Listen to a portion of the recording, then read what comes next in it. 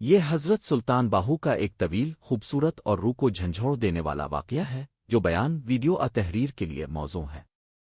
حضرت سلطان باہو کا ایمان افروز اور روحانی واقعہ۔ حضرت سلطان باہو 1039 میں شورکوٹ جھن میں پیدا ہوئے۔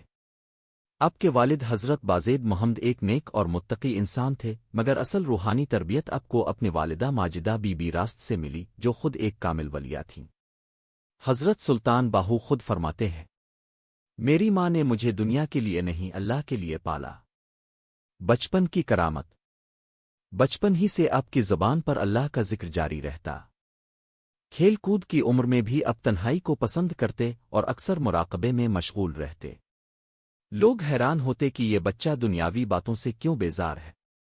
علم ظاہر سے علم باطن تک۔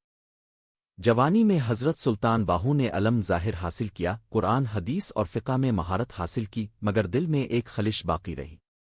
آپ فرماتے ہیں، کتابیں بہت پڑھ لیں مگر دل کو سکون نہ ملا۔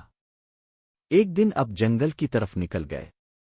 وہاں ایک اللہ والے درویش سے ملاقات ہوئی۔ اس درویش نے آپ کی طرف دیکھ کر فرمایا، باہو، تاو علم کا سمندر ہے مگر معرفت کا پیاسا۔ یہ الفاظ تیر کی طرح دل میں پیوست ہو گئے۔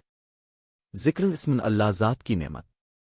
اس درویش نے آپ کو ذکر اسم اللہ ذات عطا کیا اور فرمایا، یہ ذکر زبان کا نہیں دل کا ہو، جب دل بولے گا تو اللہ خود بولے گا۔ جو ہی ذکر دل میں اترا اب پر ایسی کیفیت طاری ہوئی کہ ہوش جاتا رہا۔ جب آنکھ کھلی تو دنیا بے حقیقت لگنے لگی۔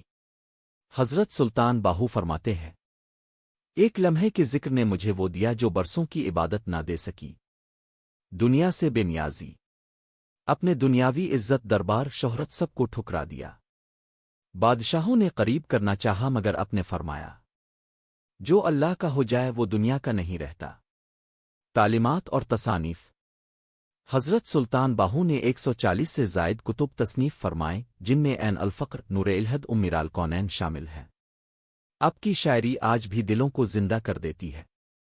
باہو، جس دل وچ رب وسیعونا دی دنیا وی رب ہوئے۔ وصال۔ حضرت سلطان باہو کا وصال 1102 میں ہوا مگر آپ کی تعلیمات آج بھی زندہ ہے۔ آپ ہمیں سکھاتے ہیں کہ اللہ کو پانے